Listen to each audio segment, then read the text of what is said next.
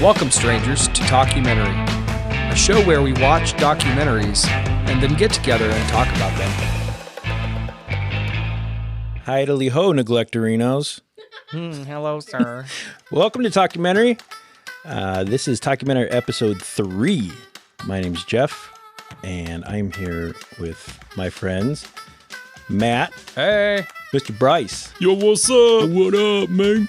And unfortunately, we don't have our good friend Molly with us today. She was not feeling well, so she skipped out today. So Molly, when you listen to this, we miss you. We wish you were here, but we hope you feel better. But on a positive note, we have the always ready, always chatty, always fun to have around, Miss Katy VP. Hi, Katy. Hi, Jeff. I'm so happy to be here. Thank you for having me again. We're happy to have you. Thank you. You are always welcome. This week, what did we watch? We watched a 105-minute documentary called Good Night Oppy. This is Delta Launch Control. Go for launch. 3, 2, 1. Engine start and liftoff. This was a film made in 2022. It tells the story of two twin Mars rovers, Spirit and Opportunity, lovingly nicknamed Oppy, that were sent into space back in 2003 for a 90 souls journey. But that journey ended up lasting for 15 whole years, blowing everybody's minds and expectations out of the water. Oh, it's alive! This doc uses all kinds of archival footage along with recreations of the rover's treks over the Martian landscape and created a very high quality and entertaining documentary. I don't know about you all, but this was to me like watching a Pixar movie.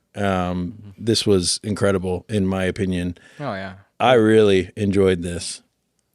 The animations that came along with the story were just incredible. I mean, it helped tell the story of the entire journey. Yep. Good Night Oppy was named the best documentary feature at the 2022 Critics' Choice Awards. And at the time of this recording, it hasn't even been on the docket for bigger award ceremonies. So potentially it's going to be up for more awards.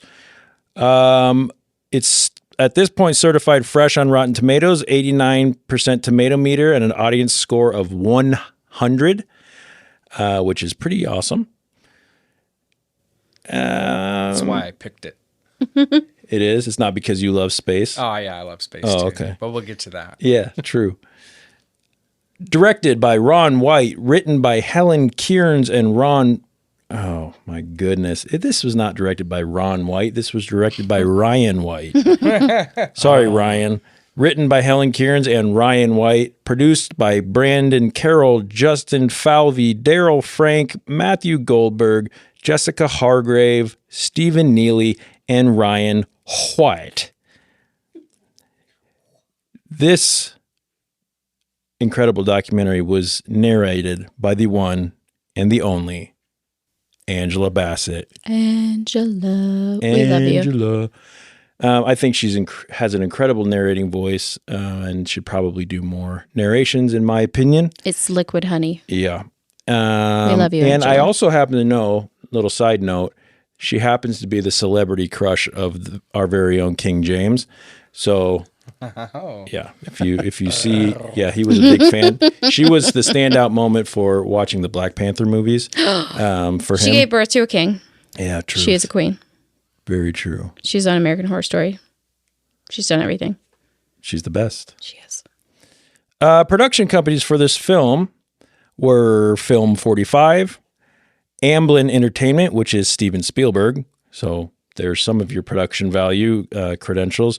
Tripod Media, and those amazing recreations where it looked like the rover was actually on Mars. Those were done by Industrial Light and Magic, which is George Lucas, Star Wars fame.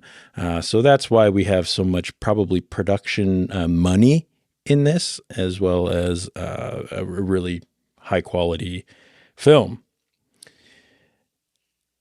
It was distributed by Amazon Studios and streaming on Amazon Prime Video.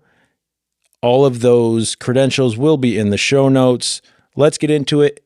But first, Brice, if you haven't watched Good Night Oppy, which I hope you have, you need to pause what you're doing and go watch it. We do have someone in here that maybe didn't watch it, but she was a last minute addition to our show. So we'll give her a pass this time. Spoiler alert.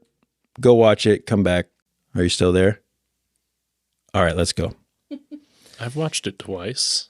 Oh, last week you told us that you always pass your homework off to someone else. And we know what kind of person you are. This week Yeah. you're telling us you did your homework, so that's good. Yeah. Well done. Let's talk about why we decided to watch Good Night Oppy. Matt, you were our dealer this week. Tell us what interested you about Good Night Oppy. Remind us a little bit from last week what you mentioned and why we're doing this space exploration this week. Yeah, last week I explained some things I liked about it, and I can't exactly remember what those were, but I can think of some new things to say. The space it's a mesmerizing thing, and the entire journey of these two rovers in space is just an incredible story, and all of the people that were involved over 1.5 decades. And it's an incredible thing to watch, the human race advance out into the cosmos. Yeah. Had you seen this before you picked it for this? I've never seen the documentary, but I've been following the journey of the rovers ever since they blasted off. Oh, really? Yep. So all the way back in 2003, you were watching it? All the way back in 2003. Very nice. Yep. Brice, did you have predictions? I know that you admittedly said that this isn't really your area of interest, space travel and all that, which is funny because of what you do for a living. But It is funny. Yeah. But what were your predictions? What did you think going into this? I mean, I didn't really predict much or have much thought into it. I just knew that there was a rover called Oppy, which now I know stands for opportunity. You're so smart. And Whoa. it is on Mars. It's still currently, yeah. Yeah, I didn't see that coming at all. You're so full of shit. Okay, so I pictured that much, but I guess I didn't imagine all of the issues they would have once they got there. Or that they would run for 15 years rather than 90 days. Yeah, that was pretty incredible. Yeah. A lot of jobs were saved that way. Yeah, I think That's you're what probably we were really worried about. right. Making sure those jobs at NASA. astronauts and everything else have a job when we send things up into space. Yeah. Otherwise, I think it was, guys at the park who are way too into their like RC cars and Right. planes. It's just that on a much larger level. Yeah, and a lot more financial backing. Yeah. Yeah. They're obsessive for sure. Yeah. I can understand that because being someone who's, whether it's just like toys like Legos and stuff or, building things for work or whatever it is, that takes a little piece of you. So when you see it getting acclaim or you see it doing well or something, I know that you get a lot of pride in that. So I kind of understand that. Katy, you haven't watched this thing all the way through, so this is a good opportunity for you to tell us, what do you think going into this? What do you think is this something you feel like you would have enjoyed? Or you will when you decide to watch it eventually, I'm sure? I'm what you called an astronomy nerd. Nice. I've been obsessed with space since I was a child. Since I realized there was big black nothingness for as far as you could possibly imagine that since my science teacher told me we did not know where space ended, we did not know if there was an end, my mind did not stop. Yeah, in fact, I think they say it continues to get bigger. Yes. It What is in the world? expanding and it is expanding faster. And it's an incredible thing. So I'm a little bit familiar with Mars rovers. It wasn't something I was terribly interested in. I'm not interested in traveling somewhere nearby with things that are nearby. I'm more interested in things that are out of our reach, like black holes, where the universe will end and what's outside of our reach, which isn't maybe for everyone. So it was nice to learn a little bit about what we are trying to do within our lifetime, which is Mars, which is closest, which is accessible. So I'm looking forward to hearing a little bit more about our plans in the future. Since Oppy was accessible and successful, what their plans are in the next 100 years. Yeah, and baby steps, right? You gotta step to Mars before you can go onto Venus, and then so on and so on. Took humanity and a long time just to get those few robots on the surface of that planet. You know, there's technology out there that can go a lot further. I've seen it in all kinds of sci-fi movies. Oh yeah, yeah. What are they hiding from me? Yeah, I know. I mean, let's talk about Interstellar, the greatest space movie ever. Yeah, it does. There's a wormhole and a black hole, the two mega movie space moments that you could ever hope to have. Wormhole is Matt Damon the wormhole or the black hole? Or Matthew McConaughey? Which one? Matt Damon is the asshole Oh. that is on a planet lying about whether he has organics available to start a new planet. Spoiler Matthew alert. McConaughey is heading to a wormhole behind Jupiter to go to Matt Damon's planet. I think I need to watch that. It is the best movie in the whole world, hands down. That's a I'm that's serious. that's a the statement. best movie that's ever existed next to The Dark Knight, both Christopher Nolan. Okay, I'm done.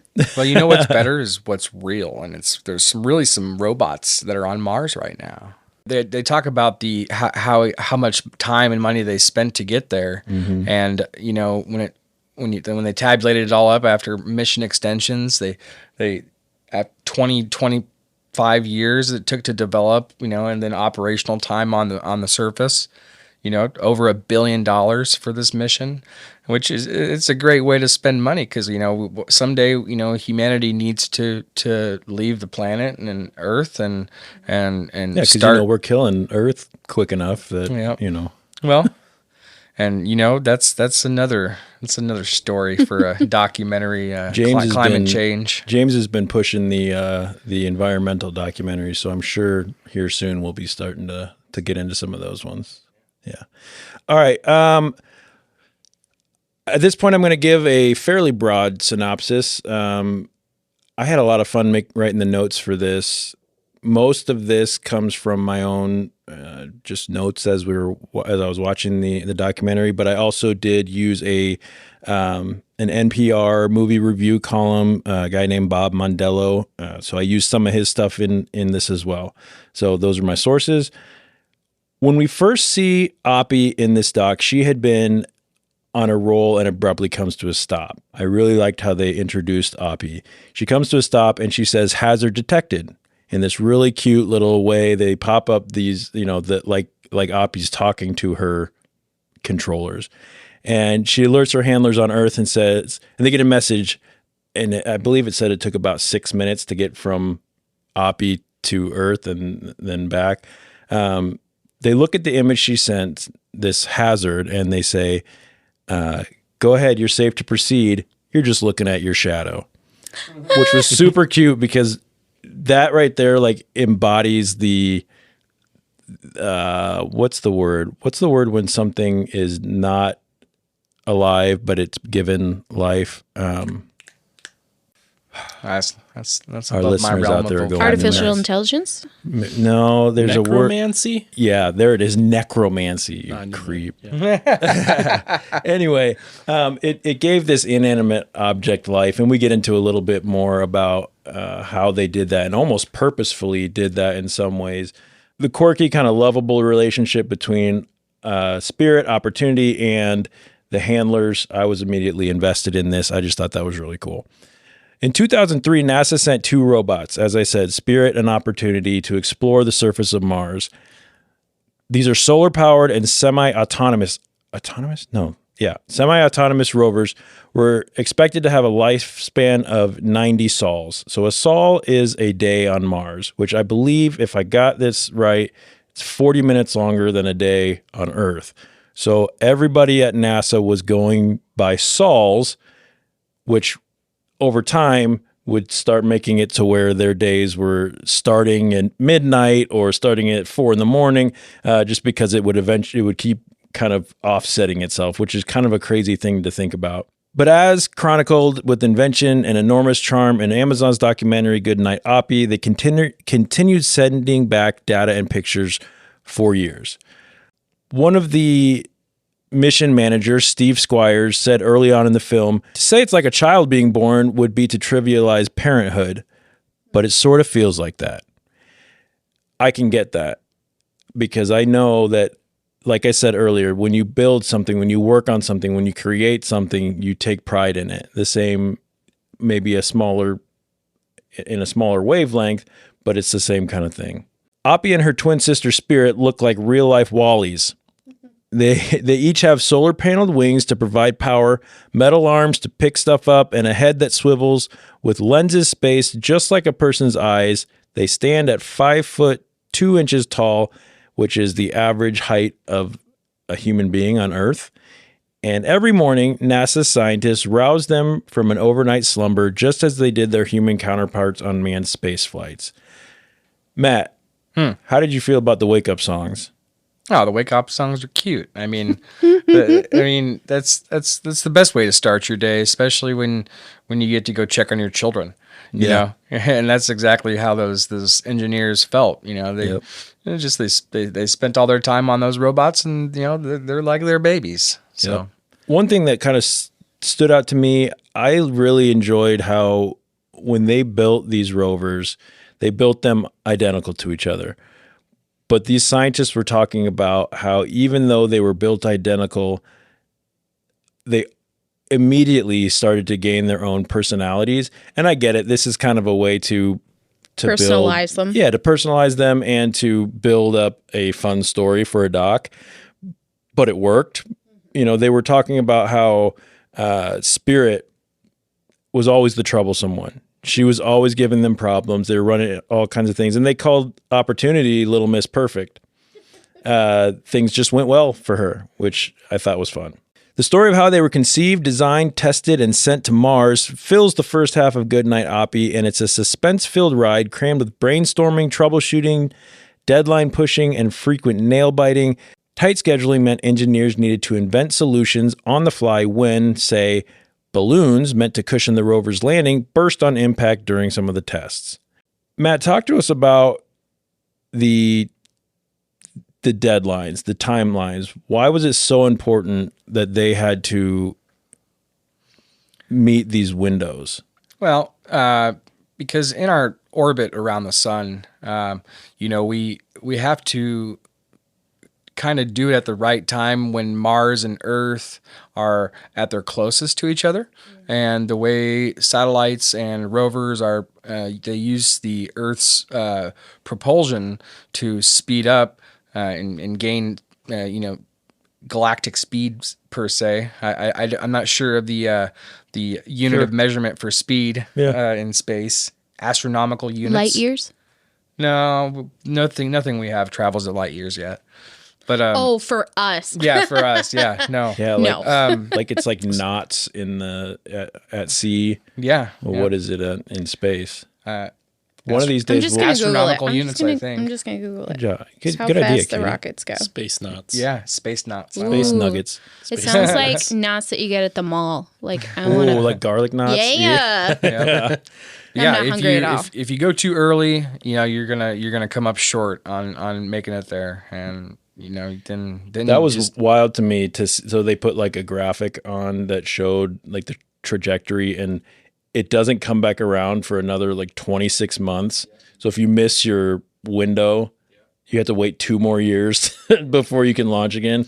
That doesn't always click to me when we talk about space flight and everything. Like, and that same rule applies to travelers to the International Space Station, Right. And you know, you have to launch at just the right time in order to catch up to those. According to Google, they are still doing it in miles per hour. We have not left no that. kidding. Yes, 17,000 miles per hour. And as we all know, since we watch space documentaries, once you get to space, there's no friction. So they've already got the propulsion, so they can continue to go at that speed, which is why you were talking about that the Earth and Mars need to be in alignment when they send it, so it has the least amount of distance. Yep. Oh, because Yeah. they can just keep on going. Yeah. No additional propulsion needed. And that's why it's not coming back. Right. At least not on its own. I was a bit confused, Brice, in all of your experience with parachutes and, Say what? yeah, I know you have some incredible information about parachutes and how those things work. I'm confused about why they would have had so many issues with the parachutes in this, because it's not like we're new to dropping heavy things out of high places. Whether we're dropping, Are you talking about Operation Dumbo Drop? Damn you, Katy! That was totally my joke. I was going to Operation Dumbo Drop. We can do it again. Let's cut it out and start over. No, Terrific we're film. keeping this. Yeah. Any thoughts on that? It was just something that kind of struck me as strange. They were having like time after time, they were shredding their parachutes, and I'm going, we drop tanks out of airplanes and they're fine in World War whatever. I'm not like a history major or anything, but thoughts? Anyone? Brice, I should disclaimer, I don't know that Brice knows anything about parachute Oh, building, okay. That but- wasn't confusing. I know very little. I know that grocery bags don't work as parachutes. Please tell me that's from experience. It may be. How else did he get the way he is? That's true. That's true. You find out things along the way. Anyway. But when he said that parachute that just completely shredded, that was the one we were going to send to Mars. Yeah. I felt really bad on that one. Yeah. Well, that was the one we were going to do, and now it's gone. That's a setback. And the same thing when they were talking about building, like the whole part of the doc where they were talking about building these robots. I'm going to make myself sound really dumb right now because I'm listening and I'm watching and I'm going, these guys are going through so much trouble making this robot just move. And I'm going, I've watched TV shows where people have robots fighting each other like without any problem. These kids are building them. And then I remembered when they started developing this technology, it was a long time before now. And that was quite a bit before then. So there's those, technology has come a long way. Yep, and you got to remember too, when they developed these rovers, there was a certain element of artificial intelligence because like when they saw its shadow, they have to be able to recognize those obstacles too. Yeah. So yeah, they got to travel but that's because they have to process so many images as they travel. All right, so after all of that, it was 7 months, 300 miles later, the two rovers finally get to the red planet. And that's where... Wait, how many miles did you Not just say? 300 miles. 300 million miles. Did There we I go. say 300 miles? Oh, You you did. did, yeah. Oh, that's not that far. That's halfway across Nebraska. Yeah. 300 million miles later. Be on top of us. Yeah, the red planet. The fun really kind of begins when they get up there. And this is where, again, it just kind of keeps feeling more and more like a Pixar movie, in my opinion. The filmmakers have plenty of footage of NASA folks cheering, fretting, most of all explaining. The director also employed a digital wizards from Industrial Light and Magic to conjure the scenes on Mars that the crew can't shoot. I loved the first 90 days of their trip when they were just kind of going full bore. Everyone was real excited about it. They were thinking we got to get as much productivity out of these rovers as we can before they start to break down and they start to become covered in dust and lose power and all that good stuff. They kind of gave the rovers their own personalities with the kind of quirkiness that would pop up on the screens, where they'd go, oh, I found lava rocks. Oh, I found more lava rocks and even more lava rocks and more lava rocks. So again, that added to the kind of Pixar-esque nature of that film. I don't think that they could have written a better story by the way that they landed on Mars. They landed in two different areas, one being more of a vacation style. They were saying it's like kind of the best weather they could have asked for. That was where Opportunity or Oppy landed. And then Spirit ending up in the winter where it was much rougher terrain. Kind of writes itself. You've got these two twins that show up to the planet. They're in completely different terrains. and they have to overcome all these challenges up on Mars. Yeah, the biggest challenge is when they're entering the atmosphere of Mars. They call it the 7 minutes of terror, is what what they call it. Yeah, yeah. And it would be terror. What kind of It things would. went on in the 7 minutes of terror? Well, there was a loss of signal because of the high heat that was produced from the friction entering Mars's atmosphere, and then the uncertainty of how all of that would play together as far as landing, because they didn't know what they were going to land on, which is why they created the inflatable balloons around it, so that way if it did hit something big, they could bounce off whatever it was and hopefully end up upright. I can't imagine many things more terrifying than knowing that there's 7 minutes where you're not going to have a connection on something that's millions of miles away. You have no way of contacting it, no way of fixing or helping it, and you literally just have to wait 7 minutes in hell, just waiting. I can't imagine. For it to potentially all go up in smoke. Yeah. That you spent Well, 20 and years it almost on. did with Spirit. Right. It saw it bouncing. It picked up the signal and it was bouncing. They could see that. But when it landed, it didn't land in a way that allowed the signal to transmit back to Earth.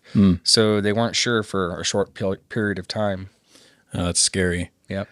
I really loved, Matt kind of alluded to earlier, the wake up songs. Brice, did you didn't think any of this was cool? The wake up songs? I actually really enjoyed the wake up songs. They integrated it well into the film, I thought, too. Yeah, because it wasn't just waking up the robots; it was also waking up the crew that was also on Mars Hours. Yeah. So, Yeah, getting them pumped up. I wrote down a couple of the songs that they played. The first one they played was "Born to Be Wild" by Steppenwolf. Oh, that's cute. Fun. "Here Comes the Sun" by the Beatles. "Rome" by the B-52s. The heart-wrenching "SOS" by ABBA when they were waiting to get the signal back from their children up there. "Walking on Sunshine" by Katrina and the Waves. And, of course, "Wake Me Up Before You Go Go" by... Before you go. Wait, no. I know it. Nope, I don't have it. is it Marilyn Manson? yeah. Too soon. It's by Wham! Oh, they had the Whammy. hair that was like that. Yeah, I think so. Did Opportunity and Spirit actually have little speakers on them?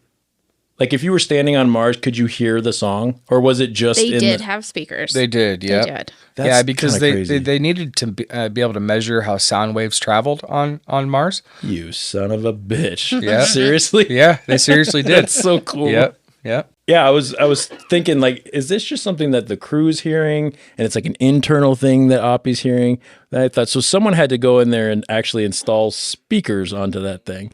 I got me wondering, of course, because I'm a dork. I'm like, well, maybe I there's think like, we've established we all are. yeah, a little bit. There's little green Martians behind rocks that are like, oh, here comes Oppy. I can hear this stupid song. Like, make sure you stay just out What's this of weird music? reach. In true movie fashion, the light and carefree time of the first 90 days can only last for so long before conflict is needed to make a truly compelling story. Increase the drama, put viewers on the edge of their seats, or in this case, potentially jeopardize the mission completely. The first major conflict being the solar flares on the flight in, but the next nail biter was when Spirit came across a little pyramid-like rock that they named Adirondack. That's a good word. Yeah. It looked like this little pyramid, and as soon as Spirit reached down and touched it, she lost all communication with Earth. That's very dramatic. Yeah. It was so sad. Everyone was holding their breath. And I know it sounds dumb. Probably James is sitting over there going, this sounds so stupid.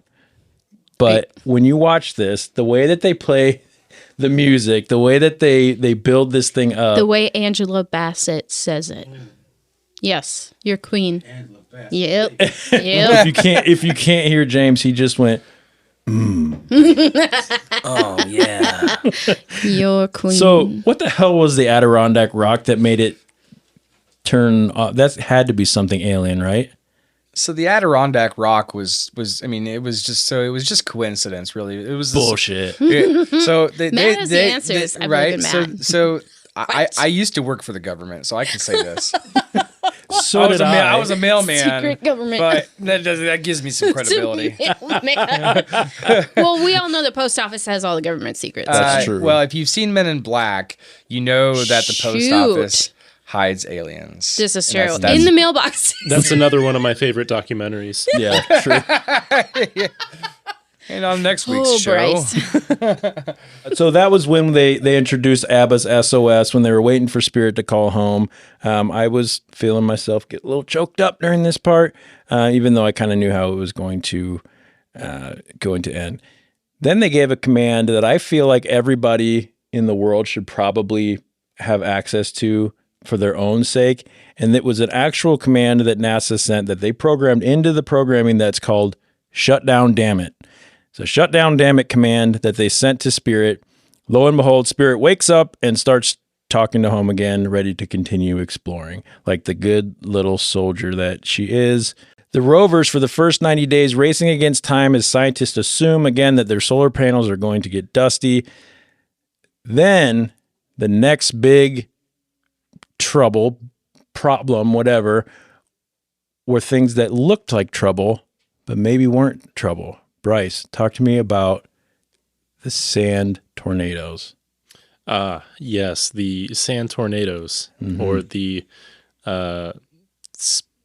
sand space tornadoes, the Dust Devils, the Mars Dust Devils, my favorite sports team. The Mars Dust Devils. Yeah, they saw those coming and they were scared.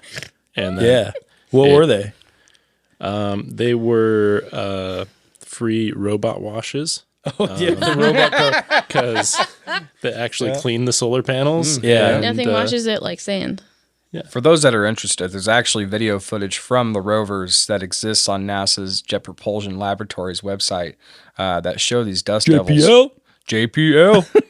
Yeah. Yeah, so as Brice so eloquently pointed out, there was these giant sand tornadoes that everyone's looking at these cameras going, oh my God, this is the end of our mission.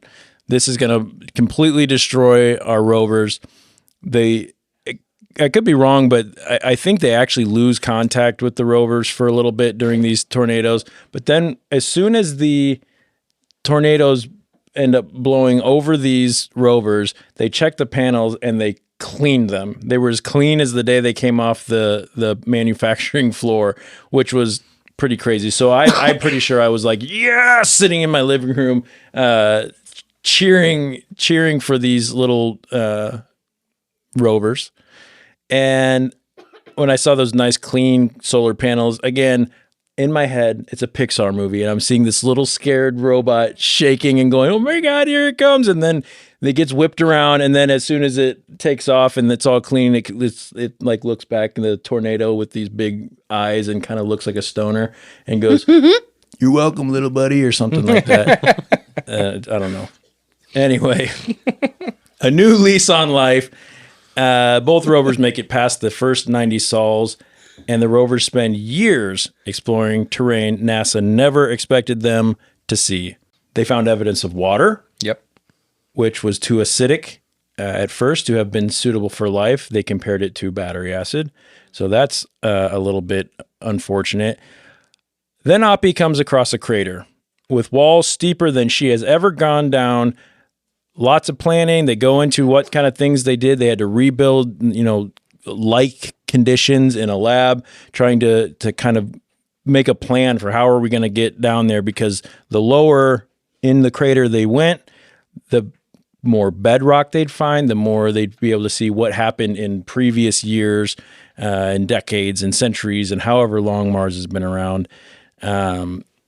Millions of years. Yeah. And then, as we should have expected, they take Oppy into that crater and she starts to slide, heading towards another big conflict where she can't stop.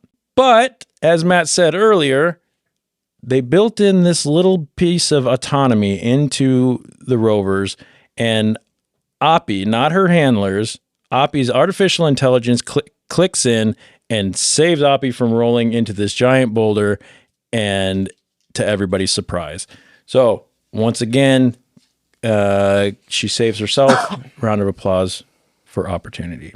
Over time, it kind of makes sense to me that the scientists and engineers view their charges or their creations as almost human. They started talking about things like arthritic joints when it was just a stuck joint. They would call it arthritic. Technician was giving birth to twins at the same time that they were having Opportunity and Spirit. So she was kind of comparing those things as things went on and dementia started setting in Opportunity with losing her memory and things. There was another scientist dealing with the dementia setting in her own grandmother, and they were kind of talking about those similarities. From there, they take Oppy and they say, "We're not done with you yet." And they start pushing her toward another crater in hopes of getting a good look at the rocks in that one. This one's even bigger than the last one. They push her that way, and then they do a thing they called blindfold driving. Matt, talk about blindfold driving and why they thought that was a good idea for Oppy.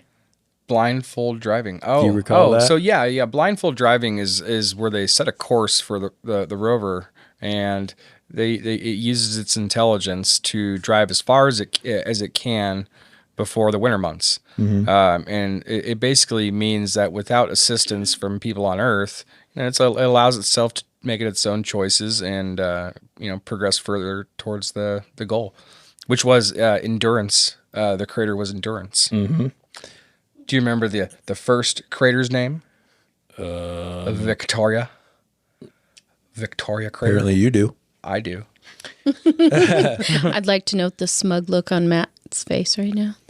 He's very happy, and we're all happy for him. He is very knowledgeable on this topic. He was very happy about it. We love hearing all about it from him. Yeah, he's very knowledgeable. I'm a nerd. So they turn. Yeah, so they put a blindfold on Oppy to kind of take away some of the built-in problems they could have and say, just trust us, just drive. So she does that. Then they take off her blindfold days or weeks or however long later and realize she's been spinning her tires the whole time. She hasn't gone very far. She's stuck. She's buried. She took her big, creepy black van and parked it right on a hill on the ice and spinning tires. Brice. We know somebody like that. I have some experience with this. What you want to do is get out of your van, just take your axe, which you have handy with you, and just start chipping away naturally at the ice. In the creepy black van. Yeah. And then hand out candy. And then if you can't find out whose Jeep it is, just go ahead and go door to door after you've already got out of your creepy van with your axe and. You use the axe to knock on the door? No? Right. Okay. Well, yeah. And then you peek your head through and say, "Here's Johnny." Yep, there you go. Yep. But just as Brice had to do with his stuck van, Oppy did pretty much the same thing, which was the old thing that every Nebraskan winter driver knows, the old forward and back routine. Forward and back, Keep going forward and back until you can get yourself out of there. Yep. And it worked. She kept on exploring. Through all of this, Spirit broke a wheel. She had to drive backwards, similar to pulling a shopping cart as opposed to pushing it. There were dust storms that had become a problem. They had to endure winters that they mentioned were much longer and colder than Earth's winters. Then, in 2011, Spirit got stuck. She already had the one broken wheel. When she got embedded and stuck, she broke the other wheel, and winter was on its way. Couldn't get away from it. Yeah, people on Earth started a campaign called Free Spirit because they wanted to, kind of send their good vibes out into the universe and say, hey, help get little Spirit free. They decided to put Spirit to sleep for the winter. They shut her down. They said, we're going to try after the winter to talk to her again. They hoped she would wake back up. Unfortunately, on May 25th, 2011, her journey had ended. She did not wake up again, and she was gone. And Why Opportunity, am I so sad? I know, Opportunity was now an only child. R.I.P. Spirit, well done, little girl. With 7 Oppy years. getting older and arthritic, the question was raised, what's next? They decide to push towards the next big crater. There's an even bigger one that's even deeper, and they're hoping that they're going to get even more information, and they're figuring, you know what? Opportunity's still hanging on. we have no other choice but to keep pushing her and keep seeing how far she'll go. They go there. At this point, they're 5 years into the mission, well over what they expected. It's going to take several years to get Oppy to this huge crater. 6 years go by, and Oppy becomes a little meteorite finder. She keeps finding these meteorites, sending a whole bunch of information back to Earth. It's kind of fun.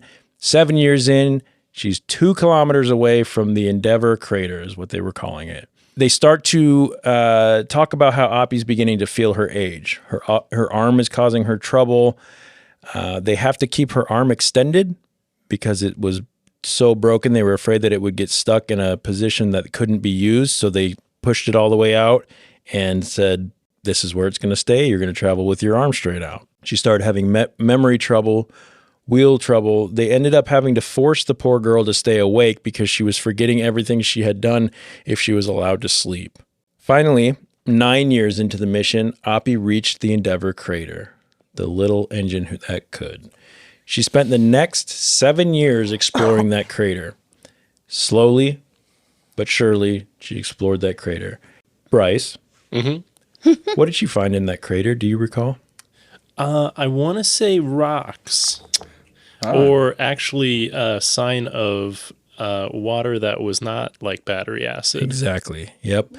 She got in there and discovered that Mars was, in fact, wet at one point. So, with that being said, I don't know what all that tells the scientists because I'm not a scientist, but I know that's a big part of what they were looking for. There could have been life on Mars at one point. And we've seen evidence from satellites that are orbiting Mars right now that have recent water flows as early as 10 years ago. So I mean, this has been documented because you can see the before and after of these water flows. So I mean, it still exists, but it has to be the right conditions for it to exist. And don't they theorize that they have ice caps? Yeah. So the southern and northern poles, they are ice capped. We actually have a mission going to the South Pole right now. So we're gonna find out some more. Is the ice water, or is it possibly a different? Most chemical? of it's carbon dioxide, Okay. frozen water, ice, and carbon dioxide. So around Sol 5000, Oppy really isn't feeling well anymore. They decide to do they figure that she only has a little bit of energy left. So it becomes kind of a battle between the engineers and the scientists, where the engineers are saying, we want to see Oppy. We want to see what she looks like on Mars. We know what she looked like 15 years ago, but we want to see her now. And the scientists said, no, any energy that she has left, we need to use that to continue exploring. And said, we've done 14 more years worth of exploring than what she was intended to do. Give us this one. And so they said, yeah, we'll give you this one. So they used a whole bunch of her energy to create a whole bunch of little tiny thumbnails, little blurry thumbnails that were then pieced together like a puzzle to do a selfie on Mars. They had Oppy take her own selfie. And for some reason, I thought that was really cool. That's really sweet. Yeah, it was really cute to see. As one final little conflict for Oppy, as she's old, she just take her first selfie. It's like a grandma taking a selfie, and it's all blurry and probably off-centered, but it's still fun. One final conflict, a giant dust storm to end all dust storms is heading her way. The graphics show Oppy's little journal. It was kind of funny. I don't know if that was a real thing. I think it might have been just made for the documentary to kind of ham up the cinematics. Yeah, but they kind of gave her own journal, like she was journaling all along. And she says, my batteries are low and it's getting dark. And then we lose contact with Oppy. Stop it. 60 souls go by. What are souls? A day on Mars. Oh, okay. 40 minutes longer than our days. Then 100. Then 6 months pass, and finally the dust clears. The giant dust storm is all but gone, but still no word from our brave little robot. One last attempt is made to try to talk to Oppy in February of 2019. And they play one final wake-up song. They play Billie Holiday's I'll Be Seeing You. Stop it. The room is silent. No eyes are dry. And on 5,352 souls, which is 15 years, the mission has ended for Opportunity. Good night, Oppy. Bravo. Stop it. In July of 2020, Spirit and Opportunity's granddaughter, Perseverance, began preparations for her trip to Mars to pick up where her brave predecessors left off. And for me, I hope that one day one of the future rovers comes across our brave little Oppy and Spirit, and we get to see them again. Little proud statues sitting on Mars. Mm-hmm. Still quiet, but proud. Someday they'll be part of the first museum. That's on what I was Mars. thinking. They can be statues in the first museum Yeah. They will. on Mars of our rovers. Wouldn't that be amazing? I don't know about you guys. Actually, I do know, but I fucking loved this documentary. Yeah. It read to me like I said 1,000 times, something right out of the vault of Disney. I'm surprised. I know I did see that there's a children's book called Good Night Oppy that follows this. And I think I haven't looked at it, but I think that's a pretty cool idea. I think there's something innately human in wanting to know what we don't know, to find what's out there, and then to humanize it, to personalize it with something so much that you give it a name and then follow its journey and know that everyone is counting on you. Everyone wants to hear from you. And then after you put all your hopes and dreams on it, for it to go so far above what you would have hoped for, to find so much more than you could have imagined. Yep. And then to, as a team, as a whole, as a nation, to watch it slowly shut down and know you're not going to hear from it anymore. You're letting go. And it's hard. Yep. You're just letting it go together, but you get to know that someday there will be another. Yeah, something about the like humanity-wide collective rooting for something, and that's kind of part of the with the exception of things like the space race and where there's a competition to get, into space and all that. That's kind of the fun of space exploration, I think, is it's one of the few things that everyone kind of thinks, this is cool. This is, we're maybe a little bit of a unifying factor. You've got in the International Space Station, you've got, People cosmonauts from all over the world. and Americans and that are kind of working together to do something. It's sort of a bit of a unifying thing, which is kind of fun. Standout moments. Brice, I know you hated this documentary with all your heart for no reason. Uh-huh. But why don't you tell us, there's got to be something in here that you liked that you didn't think was absolute garbage. Okay, so I didn't hate it. I just everything it chose to be. I despised. No. Yeah. No. I really, what caught me on a personal level was when they were all excited, and in these groups there was always somebody with like a jar of peanuts. Oh, the peanuts. Yeah, they Yeah, had a that's tradition in which they would just eat peanuts. That's a NASA-wide Is it? tradition. It is a NASA-wide I was going to tradition. ask about that. And Yeah. even Nikki, when we were watching, she's like, And- what the fuck is up with these And peanuts? anytime there's a pivotal moment in a mission, peanuts. Why? It's just tradition. But why? But, Must well, have started in the 50s. yeah. Well, one of the older But missions. why? But why, Jeff? There was a guy with some peanuts, and everybody liked the peanuts, so everybody had some peanuts because it made them happy. Mr. Peanut was on the first spaceship. Is that a question or a statement? That's a joke. Oh, Yeah. the first. I was very confident, but no. Yeah, well, But I also liked how Steve Squires, the project principal scientist, voted year after year that both rovers would be dead the next year at their Yep. annual cocktail faith. party. Yep. And he lost so many times. yeah, Yeah. yeah. But he knew someday he was going to win. Yeah, If yeah, they keep and- doing this, someday I'm going to be the winner. It might be 15 years down the road, but I'm going to win. Yeah, he figured he would win at some point. Yeah. And at a time he'd be sad, that would be one thing to cheer him up. Yeah, I won this, but my multi-billion-dollar creations are now Also, it's the documentary I've seen with the most tucked in shirts. Oh, for sure. That was just another thing that stood out to me. Yeah, those are the things Brice looks for in documentaries. How many For shirts their are tucked in? belt buckle. Yeah. Yeah.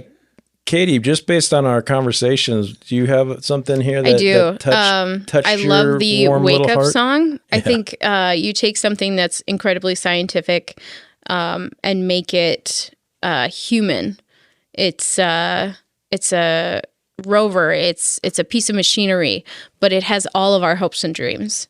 Everything we've ever wanted to know, everything we grow up as a kid and want to know about what's out there. And every morning they took it and played a song to wake up their rover, who was essentially a part of their family, and woke up the engineering team at the same time. That's so wonderful. That's so sweet. I mean, it could just be a scientific project, but it's so much more than that.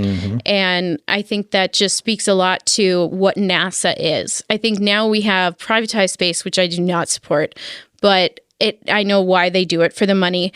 But NASA stands for exploration and not money. It's about doing it for the knowledge and no other reason, not casinos on the moon. NASA just takes too long because they're using taxpayer money. So you have private space companies that can funnel as much money as they want into it, and they can blow up rockets and just have 6 more in the waiting line. And send William Shatner's ass to space. Oh, they did. So the point is, the songs are cute. Yeah, they were. They did a good job then too of weaving those into the documentary as well, and kind of using that as, in certain points, the sort of the backing music to the portion of the documentary that was in there. So I thought that was fun. And Angela Bassett. And Angela Bassett all day. Matt, standout moment. The standout moment was what is exactly like what you talked about, how everybody was so captivated by the story of these rovers. And when you think back to when they were launched, it was 2003. Smartphones were really just becoming a thing. And, you know, and the news of these hit everybody's hand, and it was just it was something that captivated the entire planet, and it was one thing to bring people together. And as humans advance into the cosmos, I think we'll find more of that. All right, so now we've got to rate our documentary. Thank you guys for talking about that with me. Brice, man, you got to learn to put a lid on it at these shows. I can't help it sometimes. So every week we give our documentary an official, quote unquote, official documentary rating. Each crew member scores the documentary on a scale of 1 to 10 items, with 1 being an absolute piece of shit and 10 being on par with the best documentary they've ever seen. The item that is used for scoring changes each week depending on the context of the documentary. And this week we will be using sand tornado car washes as our rating item. So, Matt, how many sand tornado car washes are you giving Good Night Oppy? I gave it all 10. You gave it all 10. Yeah, I love this. I It's love the best this. thing you've ever seen. Ever. I've never seen a better documentary than this. Yeah, ever. I've All never right. seen one. Doesn't exist. Doesn't exist. Good Yeah. luck finding one that's better than Good Night Oppy, Yep, everybody. I don't need to watch anymore because this is the best one ever. I quit. Done. Outta here. Going home. Matt just walked out of the room. Brice, I know that this was your least favorite thing you've ever watched in your whole life, but give it a sand tornado car wash. How many? It wasn't the least favorite thing I've ever watched. What is your least favorite thing you've ever watched? There's this movie with Philip Seymour Hoffman, Bullshit. That is not going to be the worst movie you've ever watched if it he was was Is in it called Munich? Capote. Oh, Capote, yeah. And I watched it as a high schooler, and it was a really long. It was the one he was dragged making on when he movie. died. Was that the one? Well, he was doing lots of black tar heroin at the time. and Yeah. that makes sense. Yeah.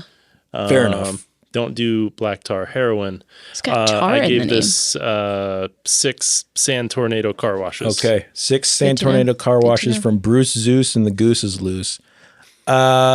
Katie, Hi, Jeff. how many sand So tornado having car seen washes? only bits of it, but being a big fan of space, I'm going to go with 8. 8. Yep. Very good. I give this a 9. I really enjoyed it. It's going to be hard during the run of our show for me to want to give anything a 10, only because it's going to be hard for me to want to say this is the best thing I've ever seen. Maybe I'm a little bit more, but I enjoyed every minute of it. I thought it was a lot of fun.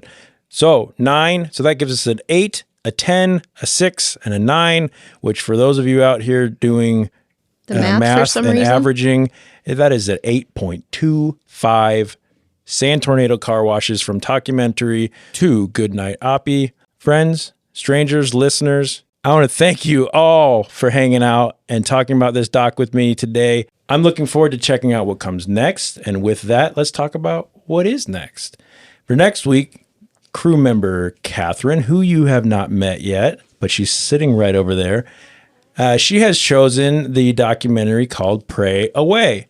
That's a 101-minute documentary that follows the former leaders of a Pray the Gay Away movement as they contend with the aftermath of their actions. Anyone in the room seen Pray Away yet? Oh my God. I was made for this documentary. Predictions for, or not predictions, you've seen it. Enjoyed it? It was horrifying, and I loved every minute of it. Brice, you seen it? Matt, you seen it? I've never seen it. No? Not yet. Not yet. Well, you better watch it. Hey, you better watch it. You better watch out, man. So anyone listening, go out, please, and watch the documentary Pray Away. It can be streamed on Netflix. We will be talking about it next week with Katy's coming back, ladies and I'll gentlemen. be here. She's been on every episode. She might as well host this thing. Hells yeah. Catherine's going to be here. King James will be here. We are going to continue our quest to pray away all the things we can't change about ourselves, one documentary at a time. On behalf Excellent. of DJ, since he's not here, Molly, please feel better. Oh, we love Katy, Brice, Matt, and the entire documentary family. I am your host, Jeff Kolaski, and I want to thank you all for listening. I hope you keep your minds open and be kind to each other. Bye.